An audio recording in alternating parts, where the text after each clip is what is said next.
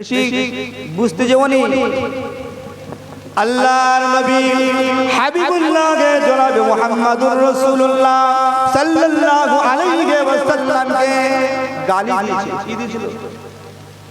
মুহাম্মদ আল্লাহর কাউকে খুঁজে পাইনি, মুহাম্মদের উপরে কোরআন নাযিল করলো। আল্লাহর নবীকে অনেক বড় ছোট কথা বলেছিল। আল্লাহ রাব্বুল আলামিন আল্লাহর নবী কষ্ট পেলেন। আল্লাহ নবী যখন কষ্ট পেলেন, আল্লাহ রাব্বুল আলামিন আমার হাবিবকে, আমার দোস্তকে আল্লাহ রাব্বুল আলামিন সান্ত্বনা দিচ্ছেন, নবী ও তোমাকে গালি দিয়েছে, তুমি দুঃখ পেওনি। কেন? ও তো বাপের ঠিক নেই।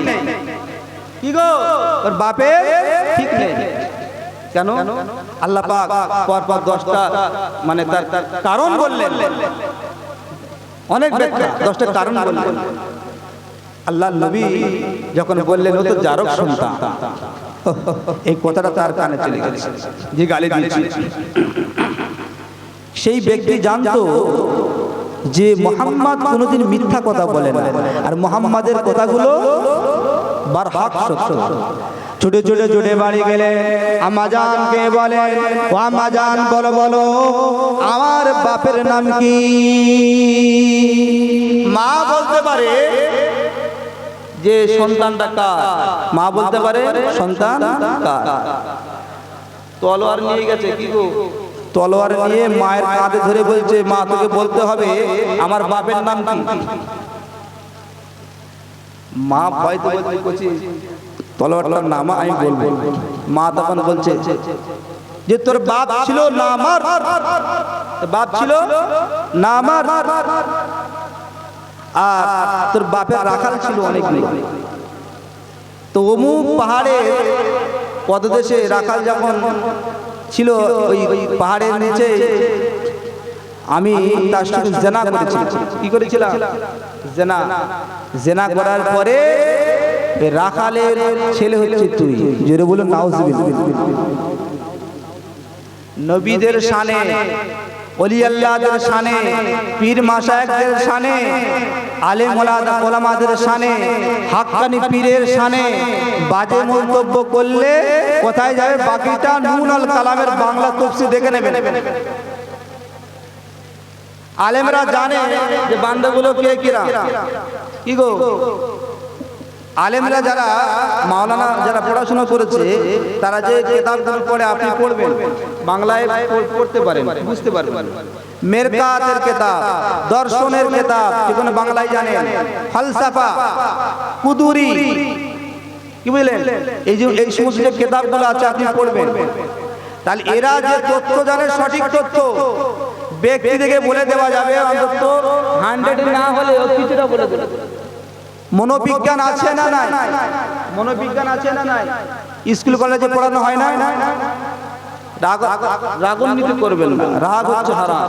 রাগ কি? সবার মধ্যে আগুন আছে। কি আছে? সবার মধ্যে আগুন আছে। কত সুন্দর তথ্য তুলে তুলে একটা পয়েন্ট বাই পয়েন্ট আমি কথা ধারাবাহিকভাবে বলে যাচ্ছি।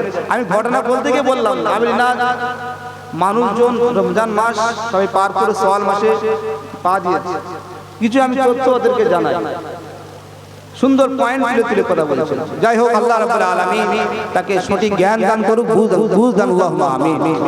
দেখেন, মানুষ মারা গেলে তার সমস্ত আমলের দরজা বন্ধ হয়ে যায়, কিন্তু 3টে আমলের দরজা খোলা থাকে। হাদিসটা বলবো আর একটা কোরআনের আয়াত, এর উপরে ইনশাআল্লাহ বলবো। إذا مات ابن آدم انقطع عمله إلا من 3: صدقة جارية أو علم ينتفع به أو ولد صالح يدعو له. وقال الله تعالى في كلامه المجيد والفرقان الحميد: ولقد ذرأنا لجهنم كثيرا من الجن والإنس لهم قلوب لا يفقهون بها ولهم أعين لا يبصرون بها ولهم آذان لا يسمعون بها أولئك كالأنعام بل هم أضل উলাইকা হুমুল গাফিলুন। এবারে তো জ্বালা করবে, কোরআন থেকে এই ওষুধটা দেবে। জ্বালা করলে কিছু করার নেই, জ্বালা করলে কিছু করার নেই। আল্লাহ বলছে ওয়ালাকাদ, ও হচ্ছে কিসের জন্য আসে? ও কাসমিয়া, কিসের জন্য? ও কাসমিয়ার জন্য আসে। আবার ও এবং এর মানে দেয়, কিন্তু এখানে ও কাসমিয়া ওয়ালা লাম কাসমিয়া, লাম কি তাকিদের জন্য, ও তাকিদের জন্য, তারপরে কি তাকিদের জন্য। আল্লাহ বলছে ওয়ালাকাদ জারআনা লি জাহান্নামা কাসীরাম মিনাল জিন্নি ওয়াল ইনস, দুনিয়াতে কি শুধু মানুষ আছে না জিন আছে? আল্লাহ রাব্বুল আলামিন মানুষকে যেমন সৃষ্টি করেছেন, আল্লাহ পাক জিন জাতিকেও সৃষ্টি করেছেন। কিয়ামতে বিচার হবে কাদের? কথা বলো, কাদের বিচার হবে? জিন আর ইনসানের। আল্লাহ বলছেন ওয়ালাকাদ জারানা লি জাহান্নামা কাসীরাম মিনাল জিন্নি ওয়াল ইনস লাহুম কুলুবুন লা ইয়াফকাহুনা বিহা, অবশ্যই অবশ্যই আমি জাহান্নামের জন্য অনেক জিন এবং মানব জাতিকে সৃষ্টি করেছি। তাহলে অবশ্যই করা হলো, অবশ্যই অবশ্যই অবশ্যই কবার? তিনবার। অবশ্যই লাম, অবশ্যই কদ, অবশ্যই গুরুত্বপূর্ণ যখন কোনো বিষয় বিশেষ, কোনো বিষয় সাবজেক্ট বিষয়বস্তু যখন থাকবে তখন তাকিদের জন্য তাকিদ দেওয়া হয়। এই কাজটা তুমি করবে, অবশ্যই তুমি করবে। কালকে ঘুম আসবে, খবরদার ঘরটা মানে পরিষ্কার পরিচ্ছন্ন থাকে, কালকে তো বড় বোনাই আসবে। কি গো বলি কিনা? খবরদার কালকে এখানে জলসা হবে, তাকিদ দিলাম অবশ্যই। আল্লাহ সেটাই বলছেন অবশ্যই অবশ্যই আমি জাহান্নামের জন্য অনেক জিন এবং মানব জাতিকে সৃষ্টি করেছি। দেখুন ব্যাখ্যা করার আগে এখন স্টেজে বক্তব্য রাখা খুব কঠিন। কি গো কেন বলুন তো? কে বলতে পারবেন? কেন বুদ্ধি দেখি কেন বলুন না? স্টেজে বক্তব্য রাখা চারটি কানে কথা, ভানে কিছু থাকতে হবে। কেন এখন অনলাইনের যুগ, নেটের জামানা, মুখ ফসকে কথা চলে গেলে নেটে চলে যাবে, ঠিক কিনা? ভুল বলছি? মুখ ফসকে কোনো কথা উল্লেখ করে হয়ে যায়, কি হয়ে যাবে? নেটে চলে যাবে। তাহলে এই জায়গায় বসে জলসা করতে গেলেও ভাঁড়ে কিছু থাকতে হবে। আল্লাহ মাফ করুক। আল্লাহ আমি কতটা জ্ঞানী আমি হই, যতটুকু শিখেছি ততটুকু বলার চেষ্টা করি। যেটা জানবো না শিখে নেবো, আপনার কাছ থেকে শিখতে পারি, কোনো অসুবিধা নেই। আপনি আমাকে শেখান, যদি না জানি শিখে নেব। কিন্তু আপনি যদি আমাকে ভুল ধরতে আসেন, ভুল ধরার পদ্ধতি আপনাকে শিখতে হবে। কি গো ভুল ধরবেন কে? আলেম আলেমকে ভুল ধরবেন। আপনি কোথাকার কে? কোন ক্ষেত্রে মূল? ডাক্তার ডাক্তার ভুল ধরতে। আল্লাহ কি বলছেন এখানে? অবশ্যই অবশ্যই আমি জাহান্নামের জন্য অনেক জিন এবং মানব জাতিকে সৃষ্টি করেছি। এই জিন এবং মানব জাতির মধ্যে আমি আল্লাহ যাদেরকে কান দিয়েছি, কি দিয়েছি? কান দিয়েছি। আমি আল্লাহ যাদেরকে আইনুন চোখ দিয়েছি। আমি আল্লাহ যাদেরকে অন্তঃকরণ দিয়েছি। যারা চোখ দিয়েছি দেখেও দেখে না, কান দিয়েছি শুনেও শোনে না, অন্তঃকরণ দিয়েছি বুঝেও বোঝে না। উলাইকা কাল আনআম, তারা হলো চতুষ্পদ জন্তুর মতো। কিসের মতো? চতুষ্পদ জন্তুর মতো।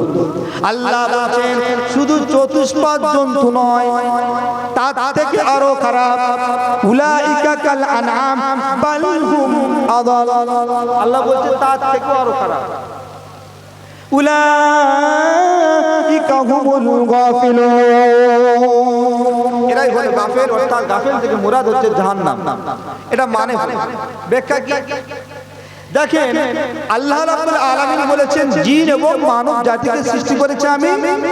এই জিন এবং মানব জাতির মধ্যে আমি আল্লাহ যাদেরকে কান দিলাম, চোখ দিলাম, বোঝার শক্তি দিলাম, যারা চোখ দিয়ে দেখেও দেখে না, কান দিয়ে শুনেও শোনে না, এবং অন্তর আছে বুঝেও বোঝে না, তারা চতুষ্পাদ জন্তুর মতো। বালহুম আদাল বলছে তার থেকে আরো খারাপ। এই সমস্ত ব্যক্তি যারা হবে তারা হলো জাহান্নাম। কেন বললেন? এজন্য বলছে দেখেন আপনার চোখ আছে, আপনি দেখছেন, কান আছে, আপনি শুনতে পাচ্ছেন, এটা ভালো, এটা মন্দ কথা কি খারাপ কথা আপনি শুনলেন, চোখ দিয়ে দেখলেন, দেখার পরে আপনার ব্রেন আছে, বুঝ শক্তি আছে, জ্ঞান, আকল, চিন্তা করলেন, আপনার কম্পিউটারে ফেললেন, ফেলার পরে দেখছেন, বিবেচনা করছেন কথাটা তো সঠিক, কতগুলো তথ্য কোনোটা ঠিক, তারপরেও যদি আপনি শরীয়তের বরখেলাপে যান, শরীয়ত অনুযায়ী যদি না চলেন, তাহলে কি হবে? আল্লাহ এদেরকে বলছে এই সমস্ত ব্যক্তির হলো জাহান্নামে। জোরে বলুন নাউযুবিল্লাহ মিন যালিক। আপনি কান দিয়ে শুনলেন এতক্ষণ কথাবার্তা, হাদিসের কথা, কোরআনের কথা, ইজমা উসুলের কথা শুনলেন, আবার কালকে আপনি বেনামাজি হয়ে গেলেন, কাল থেকে নামাজ পড়লেন না, তাহলে কান দিয়ে শুনে আপনি কিন্তু কাজে পরিণত করলেন না। চোখ দিয়ে দেখলেন, বুঝলেন, বোঝার পরেও আপনি কিন্তু বোঝার চেষ্টা করলেন না। তাহলে বলুন কিয়ামতের ময়দানে, কাল মাহশরের ময়দানে কি জবাবটা আপনি দেবেন? সূরা নাবাতে চলে যান। কোন সূরা? কোন সূরা? সূরা নাবা। কিয়ামতের তথ্যটা আমি দেব ইনশাআল্লাহ। তার আগে আরেকটা বিষয় আমি তথ্যটা দিয়ে নেই।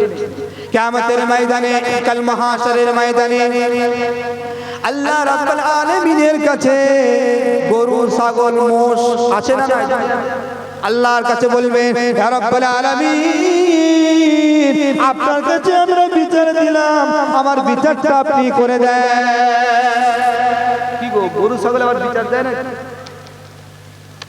গরু ছাগল আল্লাহ রাব্বুল আলামিনের কাছে বিচার দেবে। এর বলুন না সুবহানাল্লাহ। দরুদ শরীফ আল্লাহুম্মা সাল্লি আলামিনকে কিয়ামতের ময়দানে, কাল মাহশরের ময়দানে আল্লাহকে বলি, ইয়া রাব্বুল আলামিন, আমি মাঠের মাঝখানে দাঁড়িয়েছিলাম, ঘাস খাচ্ছিলাম, আমার পাশে একজন ছিল, সে আমার বন্ধু, কিন্তু আমি দুর্বল ছিলাম, যায়ীফ ছিলাম। ইয়া রাব্বুল আলামিন, ও একটু শক্তিশালী ছিল। ইয়া রাব্বুল আলামিন, শক্ত শিং দিয়ে আমাকে গুটিয়ে আমাকে জমিনের উপরে আমাকে শেষ পর্যন্ত আমি মৃত্যুবরণ করেছিলাম। ইয়া রাব্বুল আলামিন, আপ ন্যায় বিচার করনে वाला মিজানের পাল্লা হাজির করেছেন, আল্লাহ আপনি বিচারটা করে দেন। গরু বিচার দেবেন, আল্লাহ কি বিচার দেবেন? আল্লাহ রাব্বুল আলামিন বিচার করবেন ওই দুর্বলটাকে। দুনিয়াতে যে দুর্বল ছিল, আল্লাহ পাক তাকে শক্তিশালী করেছেন। যেন বলুন না সুবহানাল্লাহ। দেওয়ার পরে আজ শক্তিশালী যে ছিল দুনিয়াতে, আল্লাহ পাক তাকে দুর্বল করে দেবেন। একেই বলবে আল্লাহ, ওকে দুনিয়াতে তোমাকে যেমন দিয়েছিল আল্লাহ রাব্বুল আলামিন সেম একে বল, তুমি ওকে গোতাও। যেন বলুন না সুবহানাল্লাহ। গোতাবে, গোতানোর পরে আল্লাহ কি বলবেন জানেন? আল্লাহ বলবেন তুরাব, মাটি হয়ে, কি হয়ে যায়? মাটি হয়ে যায়। দুধ থেকে এই বিচারটা, কিছু মানুষ দুধ থেকে দাঁড়িয়ে দাঁড়িয়ে দেখ, ভালো করে শুনুন, বিচার করবে কাদের? গরু, ছাগল, মোষ, এই সমস্ত জন্তু পশুদের বিচার করবেন। আর দূরে দাঁড়িয়ে কিছু মানুষ, তারা দাঁড়িয়ে দাঁড়িয়ে আল্লাহ রাব্বুল আলামিনের এই সুবিচারটা শুনবেন এবং দেখ, আল্লাহ যেই বলবেন তুরাব, মাটি হয়ে যা, সাথে সাথে মাটি হয়ে যাবে। তখন তারা কি বলবে? যারা দেখছিল তারা বলবে, ইয়া লাইতানি কুনতু তুরাবা। সূরা নাবা লাস্টে আছে না? সূরা নাবা লাস্টে আছে, ইয়াউমা ইয়াকুমুর রূহু ওয়াল মালাইকাতু সাফফান লা তাকাল্লামুন। এখান থেকে যাবেন সূরা নাবার আম্মা ইয়াতাসালুন, 30 পারার প্রথম সূরা, 30 পারার প্রথম সূরার লাস্টে চলে যাবেন, দেখবেন আছে ইয়া লাইতানি কুনতু তুরাবা। এই কথা কেন বলবেন? ইয়া লাইতানি, হায় আফসোস, কুনতু তুরাবা, হায় আফসোস, যদি মানুষ না হয়ে মাটি হতাম কতই না ভালো হতো। কেন? তারা তাদের চোখ দিয়ে দেখতে পাবে জাহান্নামের কি শাস্তি। কিয়ামতের ময়দানে, কাল মাহশরের ময়দানে দাঁড়িয়ে থাকতে যে কি কষ্ট। কিয়ামতের ময়দানে, কাল মাহশরের ময়দানে একটা সূর্যের 12টা মুখ হয়ে যাবে। কটা হবে? 12টা মুখ। মানুষের মাথার গিলুগুলো টকবক টকবক করে ফুটবে। মানুষের মাথার গিলুগুলো টকবক টকবক করে ফুটতে থাকবে। কিয়ামতের ময়দানে এই বিচার দেখার পরে তারা বলবে, ইয়া লাইতানি কুনতু তুরাব, হায় আফসোস, যদি মানুষ না হয়ে মাটি হতাম কতই না ভালো হতো। কেন বলবে? এজন্য বলবে, এরা যদি পশু পাখি হতো বা মাটি হতো, তাহলে এদের জাহান্নামে যাওয়া লাগতো না। এজন্য আফসোস করে এই কথাগুলো বলবে। কিয়ামতের ময়দানে আফসোস করে কি আর কোন কাজে আসবে? কোনো কাজে। এখনো সময় আছে। মুসলমান শুধরে যান, ভালো হয়ে যান, নিজেকে পরিবর্তন করা শিখুন, পরিবর্তন হতে হতে যে শিখবো। শেখা মানুষ আলাদা, শেখা মানুষ আলাদা। শেখার মনোবৃত্তি যদি আপনার মধ্যে জাগে তাহলে কিন্তু আপনি আস্তে আস্তে শিখতে পারবেন এবং মাকাম তৈরি হবে। হিংসা করে, রাগ ক্রোধ করে কিছুই করতে পারবেন।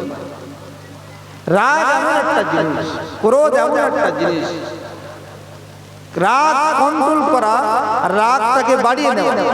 রাগ সবার মধ্যে আছে, ঠিক কিনা? সবার মধ্যে রাগ আছে, কিন্তু রাগ খুব খারাপ, আবার রাগও দরকার। হযরত ওমর ফারুক রাদিয়াল্লাহু তাআলা আনহুকে শয়তান পর্যন্ত দেখে ওমর ফারুককে দেখে ভয় করে, এত রাগান্বিত মানুষ। শয়তান ভিন্ন রাস্তা দিয়ে শয়তান যে ওমর ফারুক যখন আসে, কি বুঝলেন? রাগান্বিত মানুষ। আর আবু বকর সিদ্দিক কেমন ছিলেন? নরম দিলের মানুষ। আল্লাহ নবী হাবিবুল্লাহকে জনাবে মুহাম্মদুর রাসূলুল্লাহ সাল্লাল্লাহু আলাইহি ওয়াসাল্লাম, আল্লাহর নবী হুজুর আমার আয়েশা সিদ্দিকা রাদিয়াল্লাহু তাআলা আনহার সঙ্গে আল্লাহ নবী বসে বসে আল্লাহ নবী গল্প করছেন।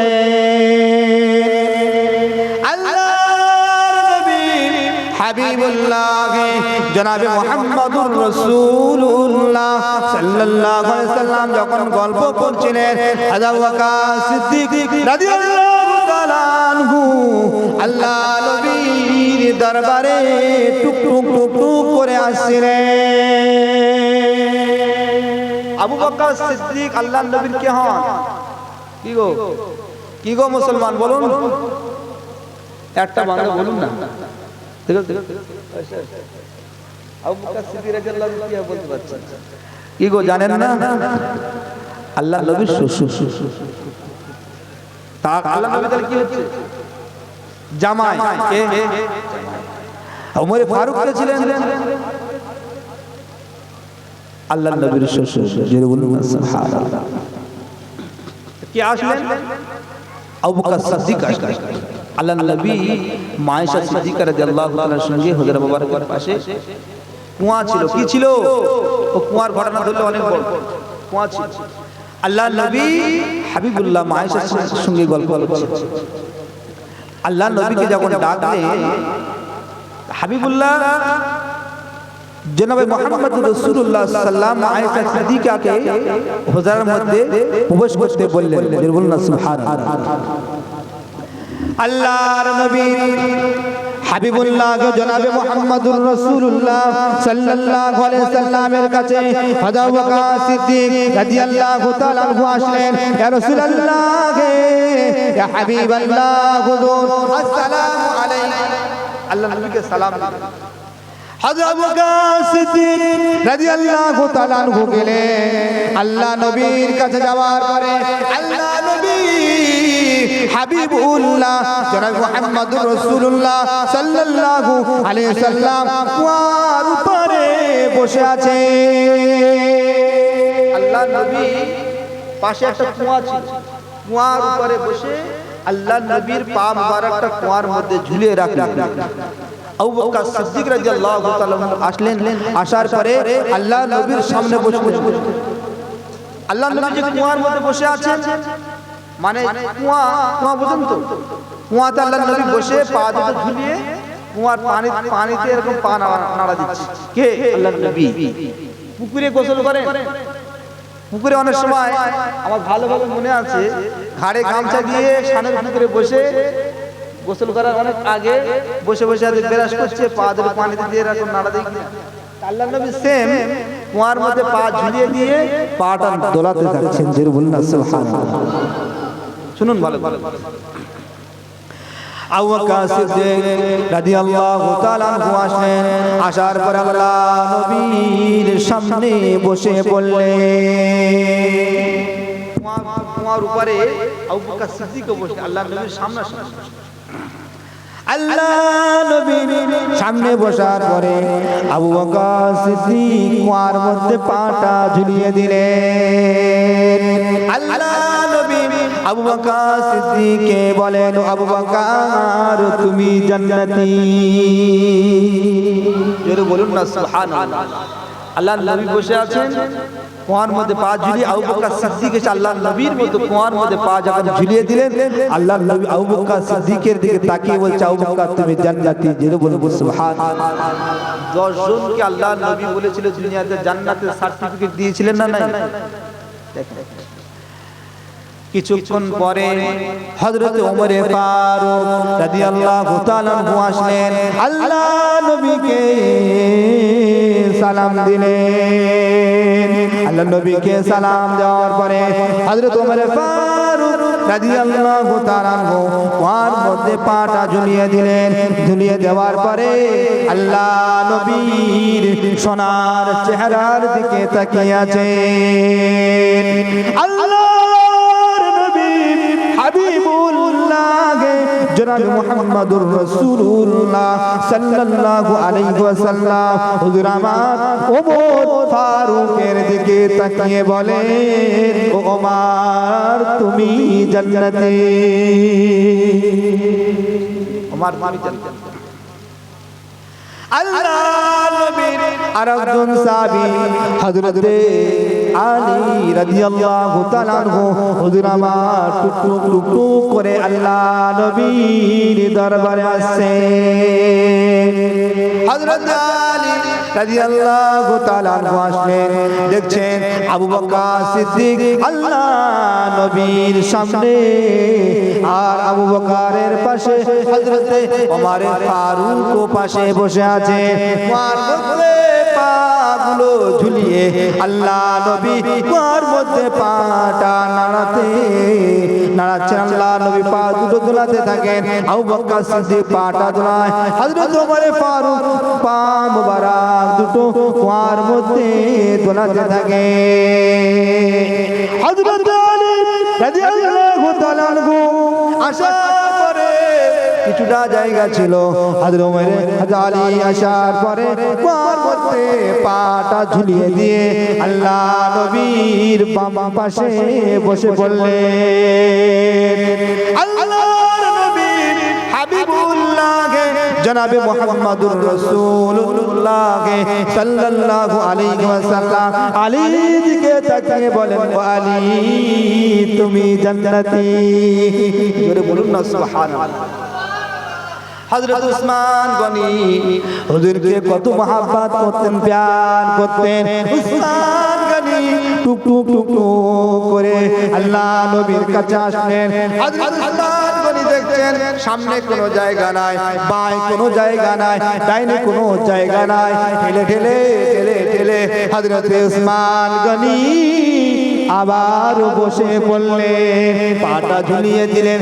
ঝুলিয়ে দেওয়ার পরে পা দুটো আল্লাহ নবী নাড়া দিচ্ছেন, কুয়ার পানি নিয়ে আল্লাহ নবী খেলা করছেন, আবু বকর সিদ্দিক খেলা করছেন, উসমান গনি খেলা করছেন, আবু বকর খেলছেন, ওমর ফারুক, উসমান গনি এবং হযরত আলী রাদিয়াল্লাহু তাআলা আনহু পা দুটো নাড়া দিচ্ছে। আল্লাহ নবী উসমান গনির দিকে তাকিয়ে বলেন, উসমান তুমি জান্নাতি। জোরে বলুন না সুবহানাল্লাহ। এক তারিখ আল্লাহ নবী মদিনার মসজিদে নববী শরীফের দিকে তাহাজ্জুদের সময় আল্লাহ নবী টুকটুক করে মদিনার মসজিদে নববী শরীফের দিকে আল্লাহ নবী তাহাজ্জুদের সময় আসছিলেন। তাহাজ্জুদের সময় আল্লাহ নবী মদিনার মসজিদের দিকে টুকটুক করে আসার সময় আল্লাহ নবী চিন্তা করছেন, মসজিদে নববীতে তো যাব, দেখি তো আবু বকর সিদ্দিক কি করছে। পাশে মানে ওই পথ দিয়ে আসার পথে আবু বকর সিদ্দিকের বাড়ি ছিল। জোরে বলুন না সুবহানাল্লাহ।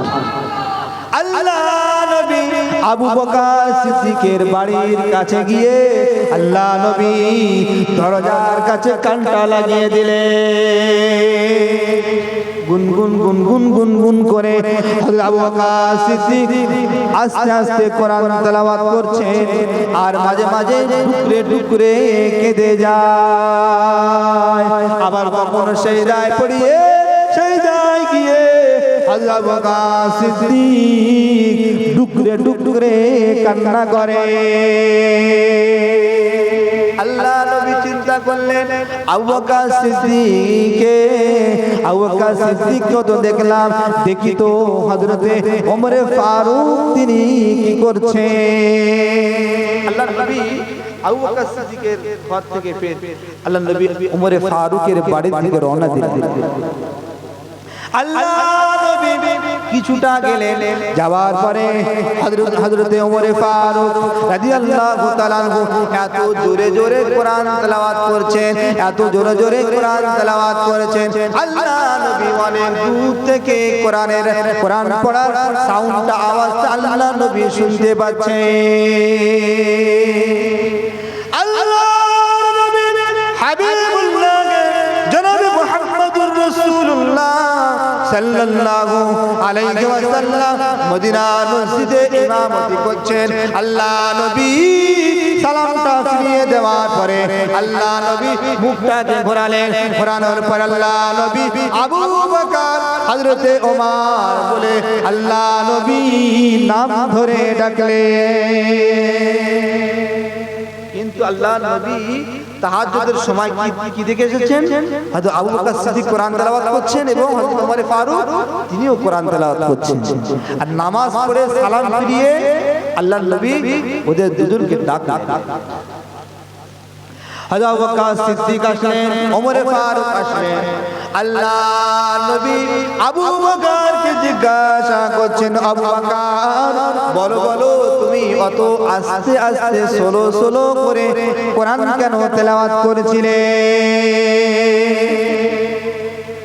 আল্লাহ নবী জিজ্ঞাসা করছে আবু বকর তুমি খুব আস্তে আস্তে কোরআন তেলাওয়াত করছিলে কেন হযরত আবু বকর সিদ্দিক বলেন রাসূলুল্লাহ ইয়া হাবিবাল্লাহ হুজুর আমার আল্লাহ আস্তে পড়লেও শুনতে পায় মনে মনে পড়লে শুনতে পায় চিৎকার করে পড়লেও তো শুনতে পায়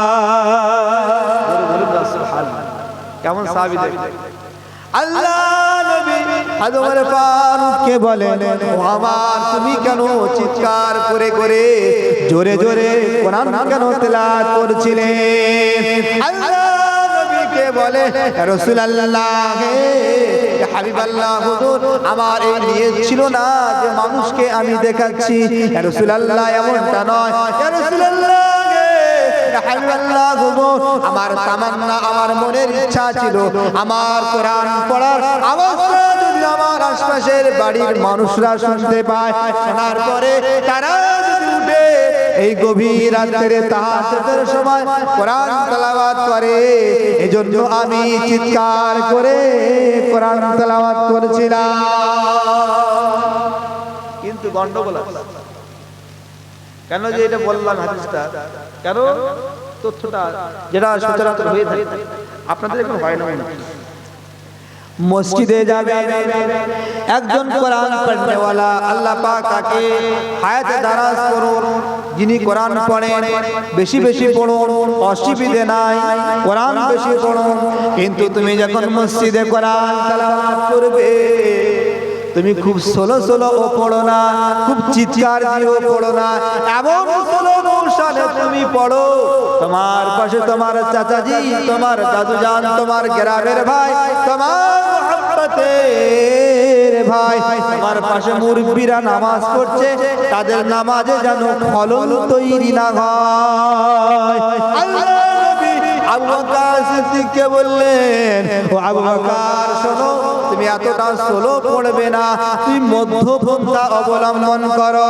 হযরত ওমর ফারুককে বললেন আল্লাহ নবী বললেন আমার তো চিৎকার করে কোরআন তুমি তেলাওয়াত করবে না আল্লাহ নবী বলেন আল্লাহ পাক মধ্যপন্থাকে বেশি ভালোবাসে জোরে বলুন সুবহানাল্লাহ এজন্য আল্লাহ নবী হুলিয়া নামাজ যদি যদি বর্ণনা করি সারা রাত পার হয়ে যাবে, বলা শেষ হবে না। আল্লাহ নবীর চাওয়াল কেমন ছিল, আল্লাহ নবীর গুরু কেমন ছিল, আল্লাহ নবীর চোখটা কেমন ছিল, আল্লাহ নবীর কানটা কেমন ছিল, আল্লাহ নবীর হাতের তালুটা কেমন ছিল, আল্লাহ নবীর পায়ের পাতাটা কেমন ছিল, আল্লাহ নবী কিভাবে হাঁটতেন, আল্লাহ নবী কিভাবে কথা বলতেন, আল্লাহ নবী হাইটে কতটা ছিল, আল্লাহ নবী মধ্যপন্থায় ছিলেন। জোরে বলুন সুবহানাল্লাহ। আল্লাহ নবী আল্লাহ নবী এই হাদিসটা বলার পরে জাতিকে কওমকে শিক্ষা দিলেন। আমার অন্য উম্মাহ যখন নামাজ পড়বে, তাহাজ্জুদ পড়বে, তাসবিহ তাহলিল করবে, বাড়ি কোন অনুষ্ঠান হবে, বাড়িতে অসুস্থ মানুষ আছে, আল্লাহ নবী এইটা শিক্ষা দিলেন এমন কিছু করো না যাতে করে এক মুসলমান অন্য মুসলমান থেকে কষ্ট পেয়ে যায়। জোরে বলুন সুবহানাল্লাহ। আল্লাহ নবী হাবিবুল্লাহ জনাবে মুহাম্মদুর রাসূলুল্লাহ সাল্লাল্লাহু আলাইহি ওয়াসাল্লামের একজন সাহাবী ছিলেন হযরত আবু হুরায়রা। কি গো নাম শুনেছেন আবু হুরায়রা? যত হাদিস বর্ণনা হয়েছে সবথেকে বেশি হাদিস বর্ণনা করেছেন কোন সাহাবী? কোন সাহাবী? হযরত আবু হুরায়রা রাদিয়াল্লাহু তাআলা। আবু দাউদ শরীফ, ইবনে মাজাহ, বুখারী, মুসলিম যত হাদিস পাক আছে হযরত আবু হুরায়রার নাম বেশি আছে। জোরে বলুন সুবহানাল্লাহ। কিন্তু আবু হুরায়রা খুব ভদ্র মানুষ ছিলেন। ঘটনা বলবো, একটা অন্য একটা তথ্য ইনশাআল্লাহ সময় পেলে বলবো। আবু হুরায়রা খুব লাজুক ছিলেন, খুব লাজুক ছিলেন। আবু হুরায়রা আল্লাহর নবীর দরবারে সারাক্ষণ পড়ে থাকতেন। জোরে বলুন না সুবহানাল্লাহ। আল্লাহ নবীর কাছে ছুটে ছুটে আসলেন, ইয়া রাসূলুল্লাহ গে হাবিবাল্লাহ হুজুর, আমার মায়ের জন্য একটু দোয়া করে দেন, আমার মায়ের জন্য দোয়া করে। আল্লাহ নবীর কাছে দোয়া চাওয়ার আগে আল্লাহ নবীকে আবু হুরায়রা বলছে, ইয়া রাসূলুল্লাহ গে হাবিবাল্লাহ হুজুর, আমার মা আমাকে মেরেছে। আল্লাহ নবীর কাছে এসে আবু হুরায়রা বলছে, ইয়া রাসূলুল্লাহ ইয়া হাবিবাল্লাহ হুজুর, আমার আম্মা জান আমাকে মেরে দিয়েছে। আল্লাহ নবী হাবিবুল্লাহ জিজ্ঞাসা করছেন, ও আবু হুরায়রা, আম্মা জান কেন তোমাকে মারলেন? নিশ্চয়ই তো কোনো কারণ আছে। ইয়া রাসূলুল্লাহ গে ইয়া হাবিবাল্লাহ হুজুর, আমার মা হচ্ছে মুশরিক। ইয়া রাসূলুল্লাহ গে আমার মহব্বত ভালোবাসা আমার মার প্রতি আছে, কিন্তু ইয়া রাসূলুল্লাহ গে আমি বেশি সময় তোমার কাছে দেই। ইয়া রাসূলুল্লাহ গে আপনার দরবারে অনেকক্ষণ ধরে আমি থাকি, এজন্য আমার আম্মা জান দুঃখ করে, আমার আম্মা জান আমাকে বকাবকি করে, এজন্য আমার আম্মা জান আমাকে মেরে দিয়েছে। ইয়া রাসূলুল্লাহ গে ইয়া হাবিবাল্লাহ হুজুর, এজন্য আমি আপনার কাছে এসেছি। ইয়া রাসূলুল্লাহ গে আমার মায়ের জন্য একটু দোয়া করে দেন, আমার মায়ের জন্য একটু দোয়া করুন। আল্লাহ নবী হাত তুলেছেন, আল্লাহ নবী দোয়া করছেন। আল্লাহ রাব্বুল আলামিনকে বলেন, ও রাব্বুল আলামিন, ও রাব্বুল আলামিন, আবু হুরায়রা আম্মা জানকে আল্লাহ আপনি হেদায়েত দান করুন। আল্লাহ নবী দোয়া করছেন আর আবু হুরায়রা রাদিয়াল্লাহু তাআলা ছুটে ছুটে খুব জোরে ছুটছেন। পিছন থেকে সাহাবায়ে কেরামরা গিয়ে জামা পিছন থেকে ধরে দেন, পিছন থেকে জামা ধরে। আবু হুরায়রা বলছে, আমাকে ছেড়ে দাও। আবু হুরায়রাকে সাহাবায়ে কেরাম জিজ্ঞাসা করছে, আবু হুরায়রা, তুমি তো এমন কোনো সময় করো না, এত জোরে ছুটছে কেন? হ্যাঁ, কোথায় যাবে? না, আমাকে ছেড়ে দাও, আমাকে যেতে দাও। আল্লাহ নবীর মহব্বতের সাহাবী হযরত আবু হুরায়রা রাদিয়াল্লাহু তাআলা বলছেন, আল্লাহ নবী দোয়া করছেন, আমি দেখতে চাই আল্লাহ নবীর দোয়া আগে কবুল হয় না আমি আগে বাড়ি পৌঁছে যাই। জোরে বলুন না সুবহানাল্লাহ। কি চিন্তা দেখেন, দোয়া করছে আর চিন্তা করছে যে মায়ের নবীর দোয়া আগে কবুল হয় না আমি দৌড়ে আগে বাড়ি পৌঁছে যাই। ছুটে ছুটে বাড়িতে গেলেন। হাদিস পাকে প্রমাণ আছে আল্লাহ নবী মুহাম্মদের সাহাবী হযরত আবু হুরায়রা ছুটে ছুটে যখন বাড়িতে গেলেন, ওনার আম্মা জান বয়স্ক মানুষ ছিলেন, আম্মা জান বলে যখন আবু হুরায়রা যখন ডাক দিলেন, আবু হুরায়রা আম্মা জান ভিতর থেকে এমন ভাবে আওয়াজ দিলেন, আবু হুরায়রা বুঝতে পারছেন আমার মা হয়তো, আমার মা মনে হচ্ছে হেদায়েত হয়ে গেছে। কেন? মুশরিকা যখন ছিল তখন বলার টোন, একটা বলার ভঙ্গিমা ছিল আলাদা, কিন্তু রাসূল দোয়া করছেন এসে দেখছে গলার টোনটা সম্পূর্ণ আলাদা, একটা তাওহীদের গন্ধ পাওয়া যাচ্ছে। জোরে বলবো সুবহানাল্লাহ। আম্মা জান বার হলেন, বার হওয়ার পরে বয়স্ক মহিলা, চুলগুলো সাদা। আবু হুরায়রা বলে আম্মা জানে ওই সাদা চুল থেকে টপ টপ টপ টপ করে কাঁচা পানিগুলো টপ টপ করে জমিনে পড়ে যায়। জোরে বলুন সুবহানাল্লাহ। কেন? গোসল করেছে, পাক পবিত্র হয়েছে। আল্লাহ নবীর মুহাব্বতের সাহাবী আবু হুরায়রাকে তার আম্মা জান বলছেন, ও আবু হুরায়রা আমাকে নিয়ে চলো মুহাম্মাদের কাছে, আমি কলমা পড়ে মুসলমান হতে চাই। আল্লাহ নবী হাবিবুল্লাহ জনাবে মুহাম্মদুর রাসূলুল্লাহ 1 তারিখে আবু হুরায়রাকে বললেন, ও আবু হুরায়রা তোমাকে আমি দায়িত্ব দিলাম, বাইতুল মালটা তুমি রক্ষণাবেক্ষণ করো, বাইতুল মালকে তুমি দেখভাল করবে, বাইতুল মালটা যেন কোনোভাবে কেউ হস্তক্ষেপ না করতে পারে। কাকে দায়িত্ব দিয়েছে? আবু হুরায়রা রাদিয়াল্লাহু তাআলা আনহু। কে দিয়েছেন? আল্লাহর নবী। আল্লাহ নবীর মুহাব্বতের সাহাবী আবু হুরায়রা যখন দায়িত্ব পেলেন, আল্লাহ নবী মুহাব্বতের সাহাবী আবু হুরায়রা রাদিয়াল্লাহু তাআলা আনহু বসে আছেন। আর চোর, কি গো চোর আছে আপনাদের এখানে? চোর আছে? এই চোরেদের জন্য রাত্রে গাড়ি নিয়ে যাওয়া মুশকিল, ঠিক কি না? কিন্তু আল্লাহর ইচ্ছা আপনাদের দোয়ায় আমি এই 21শে রমজান বড়াই করছি, আল্লাহ মাফ করুন। 21শে রমজান সুন্দরবন বাসন্তী হাইওয়ে, সোনাখালী বাসন্তী চেনেন? জলসা করেছে রমজান মাসে। ওদেরকে বললাম, মনিরুল দপ্তরি ওনার নাম, সেক্রেটারি, আমি বললাম যে জলসাটা একটু অন্য সময় করুন।